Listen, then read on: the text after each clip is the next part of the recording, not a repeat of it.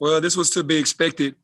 Ugly game, 26 turnovers, man. It's ugly game, but got the win like we needed to keep ourselves in the conversation. Got to win your home games, and now we got to go on the road and take care of business. But I was proud of the guys for just trying. You could tell it was a struggle from being off for 2 weeks and only having like 4 days to prepare. But it's what everyone has had to do. So we have to get with the program. We'll take questions. We'll start with Jason. Hey, Penny, was there one thing more than another tonight that made you realize, that was like it was obvious that you guys had played it so long? Oh, yeah. I could just tell in the warm-ups. I could just tell guys were just nonchalant and thinking that it was just going to happen, but I knew better. And I knew we were going to have to play a lot of people because our strength is in numbers, but I just knew from this morning and in the warm-ups tonight, just watching them, that they weren't the same upbeat team. And then I also wanted to ask you about the dust-up in the second half. What did you see from that whole thing? And then, what's the latest update on that? Well, Cross, he had punched Deandre with a cheap shot, like an uppercut right in the bottom of his chin. And Lester came off the bench and got inside, he didn't swing. He just got into the altercation. And number 23 or 12 on their team got into the altercation as well. He came off the bench and tried to incite what was going on. So Lester got kicked out. Number 5 got a flagrant 2, and nobody else did anything from our team, and no one else did anything from their team because we basically got in the middle. But it was a timeout, but Lester came on the floor, and number 12 came on the floor. But, yeah, number 5 just threw a cheap shot. It was right in front of me right after the timeout happened. He was talking to Dre, and then he just tried to throw a quick punch. Were you given any indication whether Lester will be available for the next game?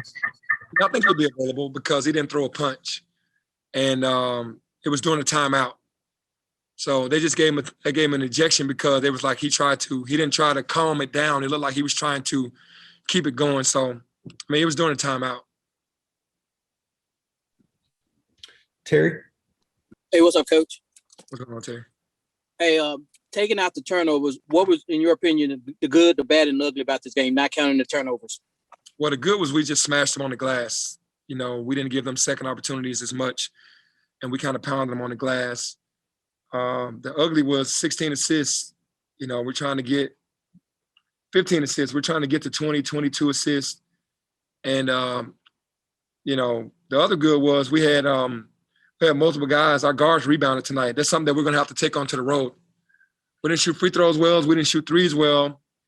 And we didn't really take care of the ball, but our guards rebounded really well.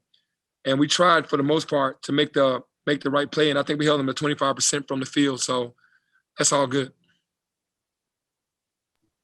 Clayton? Penny, obviously you were expecting there probably to be some amount of, rust to knock off after this pause. But in terms of expectations as opposed to what you saw out there today, were you on par, behind? Where are you with what you expected with what you saw? I think it was about what I thought I was going to see. There were some disappointing things in certain areas where it was just like the turnovers that we had that were just, they weren't forced turnovers. They were like self-inflicting turnovers, just being nonchalant with the basketball. And that's something that I didn't want. I knew that they would be exhausted, they'd be winded, and I'd have to sub a lot. But it was just the turnovers, man. You can't give up those live ball turnovers to keep them in the game. And going on the road, we really have to shore that up. And then just to follow up, you talked about the importance of the quad one games you have moving forward. Just to have an opportunity here to at least have a few games ahead of time. How is that, do you think, going to help you moving forward with the situation that you find yourselves in with trying to get into the tournament? Yeah, obviously we're not taking anybody lightly because we know we got a couple of quad ones. Hopefully we have a couple of quad ones at the end of this thing. We know we have Houston last game here. So we have to take care of business at Cincinnati and at South Florida. And we control our own destiny. We're not having to have somebody else lose or things of that nature. We could, especially if we get the opportunity to play Wichita and Houston. Danielle? Penny, you hinted earlier this week that defense would be something you really need to rely on in this game. And, you mentioned it earlier, 25% shooting from the field, 11% from deep. How did you guys manage to do that being so short on energy tonight? Yeah, it was like, the personnel, we understood what they wanted to do. And we knew that they wanted to shoot threes. They made us shoot a lot of threes because they play zone the entire game. But basically, we knew what their personnel was about, and we kind of forced them with contested shots and got them into our type of game, keeping them out of the paint, making them shoot contested shots and then rebounding the basketball. But we were able to do that because of our numbers. We played a lot of guys tonight. Jason? Last couple of years, Penny, it's games like Sunday coming up against Cincinnati can sometimes hit you guys. Maybe looking ahead to other games, things like that.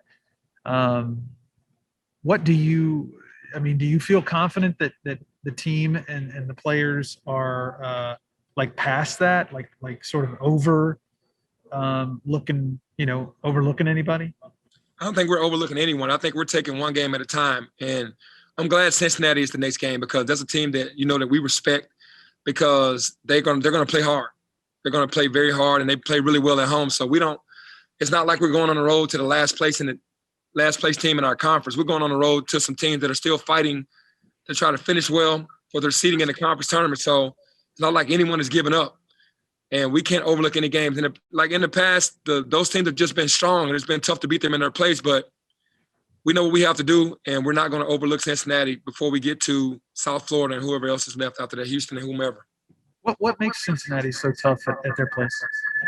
They just play hard, man. They're a physical team, and they leave it all out on the line. And when you have guys like that, teams like that, you're not used to playing a team like that every night, like a Cincinnati or Houston or Wichita, where they play every possession extremely hard.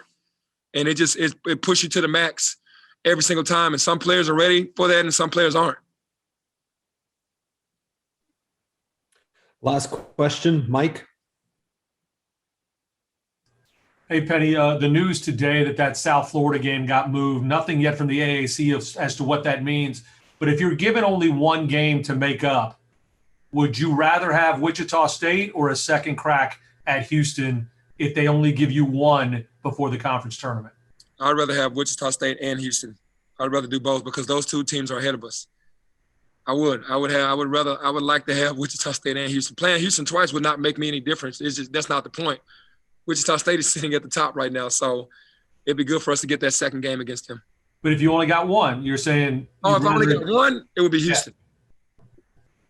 It would be Houston. They're ranked.